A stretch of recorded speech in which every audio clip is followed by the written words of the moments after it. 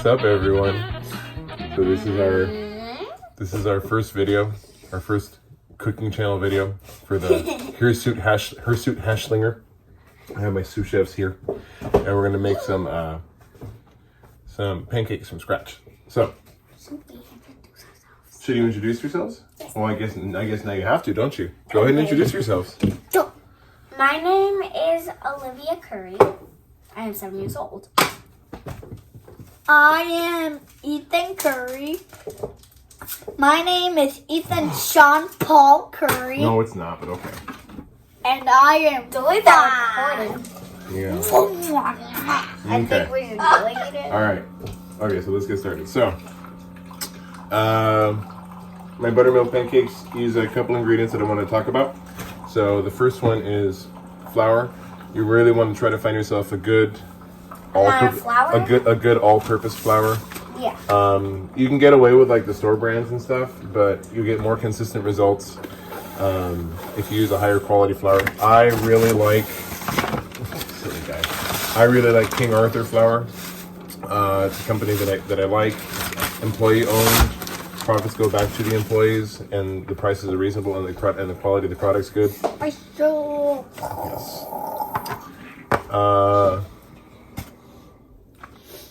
Baking powder, baking soda, sugar. Those are pretty standard. Oil. So a note on oil. For something like this, you're gonna want to use a neutral tasting oil. So something like vegetable oil, canola oil. No, thank you. Vegetable oil. Do I need to ask you to leave?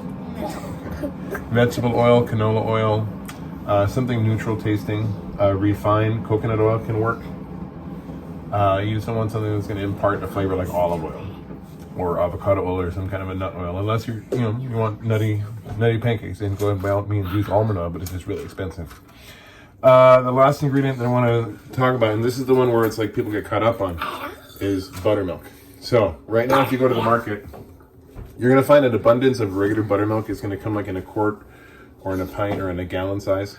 It's not this one, it's the one that goes in the fridge. Okay. Because nobody wants it. That's a pretty good time to get it, but I mean, it doesn't last a whole lot. It lasts longer than milk, but it doesn't last forever. So let's get started. So 1 cup. Look at this. you don't need that, silly guy. So yeah, but remember, I don't use those. That's what I was about to talk about. So when we talk about flour, no, I'll show you right here. When we talk about using flour, I like to do flour by volume, flour by weight, rather than using measuring spoons. Measuring spoons can be really, really inaccurate, just because the amount of moisture in the air can affect the way that the flour compacts. The way that you scoop it can affect the way it compacts. A whole bunch of things can affect it. So I like to weigh my flour. So to make it universal. I can't really see. Okay, you're gonna have to switch, bud. No. Yeah. You're being a little bit of a camera hog. Are you done, mijo?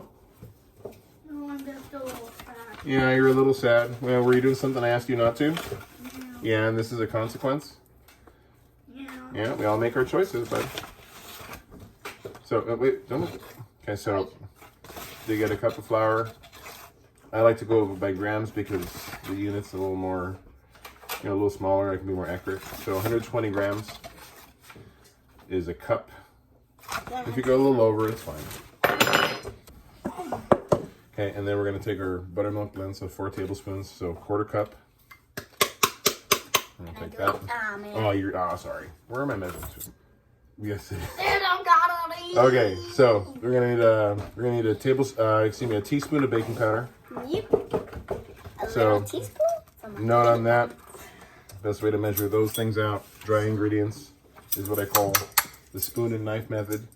And so you'll take the spoon and it's overflowing like that, and then you'll take a knife, the back flat side of a knife, and level it out. So when they say a level spoon, that's what they mean. So Olivia's gonna go ahead and put that in there. Okay. That's it. You get this metal spoon and you drop it in. And you pat it. Yeah, just make sure you pat it all in the bowl, not all over the place, Goober. Okay, switch with your brother. Alright, switch. Ethan's gonna do the baking powder. Your turn, brother. And we're gonna do some baking powder. Again, baking powder, it can go stale, it can go bad. But it takes a really long time, so you don't have to worry about that. So now this one, let me show you this here. I like this one because it has a self-leveler in there, so you see that flat level opening. So what I can do is I can get that heaping spoon and then use that flap on the lid to do leveling for me, so I don't have to get another, dirty another dish, get a knife to level this one out. So that goes like that. Ethan's gonna drop that in, please. And thank you.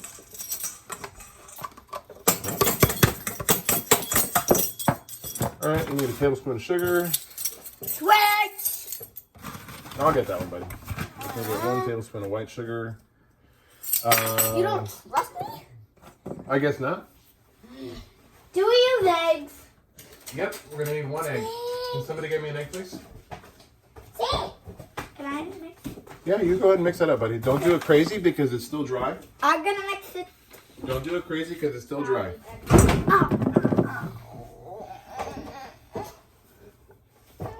Yeah, we were being a little silly, huh? Yeah. Yep, put your chocolate back on. All right, that's your sister's. Okay, show me where 1 it is. egg, right? Right here. Okay, you need a kiss? Yeah? You want me to get the grumpies out? Yeah. Yeah. Here we go. I got the perfect egg. Better? Yeah. Still more grumpies? No. No? Yeah. Okay, good. All right, go ahead and mix that up, buddy. Watch your step. Don't go crazy. Tiny egg. Like this? Don't go, yeah, nice and gentle, just like that. So you're gonna mix all those dry ingredients together. Okay. And then Voila. in a separate bowl, we're gonna go ahead and crack the egg. Now, Ethan, Yeah. Olivia's pretty good at it too. But Ethan, for some reason, is more consistent with it. But we're gonna have Olivia do it. It's what? It's true. Olivia's gonna show you how to crack an egg here, the curry way. So Here. you're gonna crack it into this bowl, kiddo. So what we do Whoa. is we crack the egg You take the egg. on a flat surface, just like that, and give it a good cracking, so the shell is nice and cracked. And So then, it yeah, would look so on, something like this. yeah, so again, on a flat surface, it needs to be on a flat surface. Take your 2 thumbs. Take your 2 thumbs, Push into the egg. And open it up, rip it up. and rip it open, and there you And have, here you have a cracked egg. you have a cracked egg with an intact yolk and no little bits of shell in there. That's how we do it in the curry house. Next thing we need is a cup of water. Can I mix next? Not yet. Next. 1 cup of water. I'll put the at ingredients. Look at Well, buddy, remember that's how you got hurt last time? So then you're gonna pour 1 cup of this. Yeah, tell me that Olivia. A full bowl. I can do it. I know you can, but I'm gonna do it. We're gonna pour that right in there. So then it's like Yeah. Jello. Now we want to make sure we mix this, but we don't overmix it. I want to So- mix it. No. Because remember, this is what I was just saying, buddy. We want to mix it, but not overmix it. We still want to make sure that we have lumps. It's a lot like bananas. It looks kind of yellow, yeah, and that's because of the flour and the buttermilk and the egg. So then, And we also need, hey, yeah, I know, rude. totally. We need 2 tablespoons of oil. So I just said note on corn oil. What I like kind corn of oil. oil? I like They want corn to oil. know. I like corn oil for Okay, pancakes. Ethan. I like corn oil for pancakes because it's a neutral flavor. Yes. Jungle, Say that. you need to stand over here again, bud. Why? Tell me why. Because I'm pretty good. A little bit, yeah. I asked you not to do that several times. How many times did I have to ask you? 1 time. Okay. So, that's what I'm going to do right now. So, you ever wonder what lumpy looks like? There we go. It looks It's not like totally that. beaten. There's still little chunks of flour floating around in there. Tiny chunks. And the reason why we want to do that, a couple reasons, I'll get into that in just a second. But if we overmix it, My papa is fixing the phone. yeah, if we overmix it, then we start to develop some gluten networks in there. And we kind of want to avoid that because gluten is what's going to make the pancakes tough and chewy. Hey, look, put it down, please. we're gonna make the pancakes kind of tough and chewy. Obviously not what we want. The other reason why is because we want to leave little bits of the baking powder and baking soda intact. All right. So while we were talking now, Ethan is back. Chef Ethan is back. So I was doing that. He is from under the floor. We're letting the griddle heat up I'm here. from the bottom floor. Watch out, buddy. The griddle is brown and has many things. It's actually black. It is. What's the difference? They're two different colors. That's the difference. So now that mix, you can't really see it, but that mix is coming together really nicely. I can see it's building some structure. It's got some bubbles in it. That's what we want. My dad might be on TV. Maybe not. This is one of those places where it's a school of thought. I like to use Crisco on the griddle because it doesn't brown as easily. Also because that's what my mom used, and so it's kind of how you learn. I'll be right back with Chef. I sometimes like to use butter, if I can control the browning a little bit. But when I use this griddle, I don't have rapid control over the heat. And I like using the griddle because I can cook breakfast for 4 in one shot. You can see my crazies are crazy. He is crazy. You're both crazy. He's crazy because he won't wash his hands. Ethan, wash your hands, please. Yeah. We're gonna cook those for a couple minutes. For about a minute and a half on each side. Just kind of, eyeball it. And if you're cold while you make these, you could put your hands over. I mean, I suppose you could do that. It's not technically that good of an idea, but I guess you could do that. But don't touch it. Yeah, obviously. Don't touch it. And then they form little bubbles. Yeah, so those bubbles are steam forming on the bottom side, and that's going to be that second acting.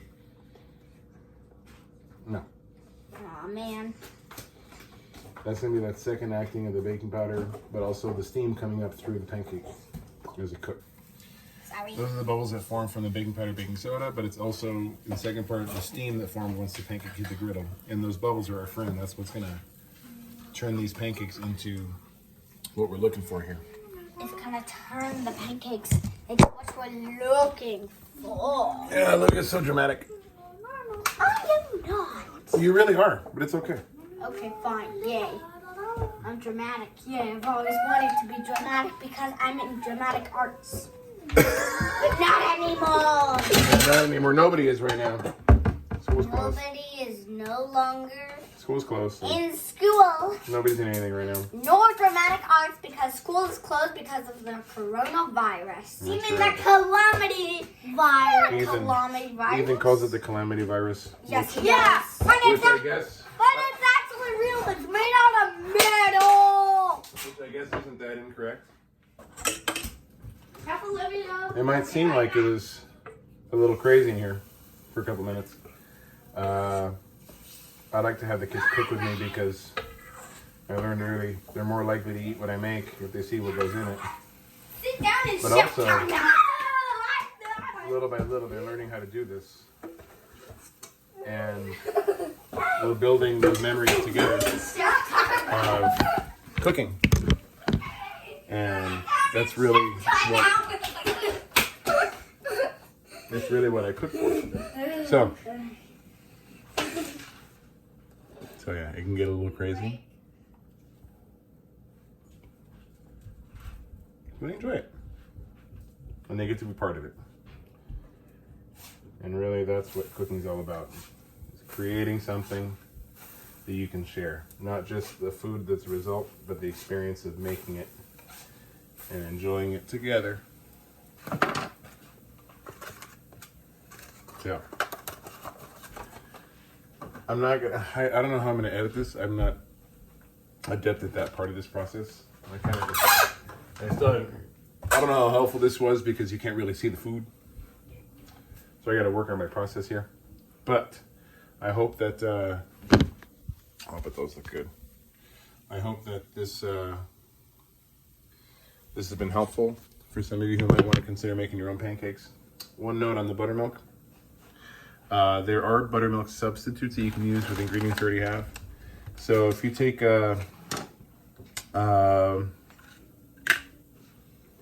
Tablespoon of milk. I think I have to look this up, but it's a tablespoon of milk for every, or a tablespoon of lemon juice for any cup of milk. Mix the two together, and that you can use to substitute. You guys want some bananas? See, Okay. 2 of the little kid chefs are actually kids. Well, That is Chef Olivia and Chef Ethan. that's right. Chef Olivia, Chef Ethan. Yes. So, I am getting hot. so you can substitute that for So that. I shall. Okay, go away. Sorry, Master. Tablespoon of lemon juice or vinegar, a cup of milk, and then double or halve that as you need it in your recipe. That substitutes really well. So, hope you enjoyed this, and that's Buttermilk Pancakes. I'll see you next time.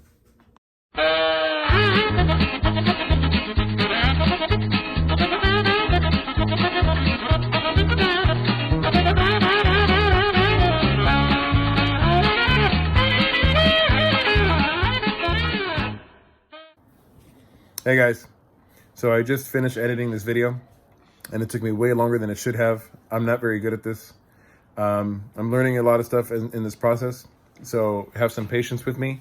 I will do the best I can to make this enjoyable and bearable. So I hope you enjoy making some pancakes for yourself, and catch you in the next video.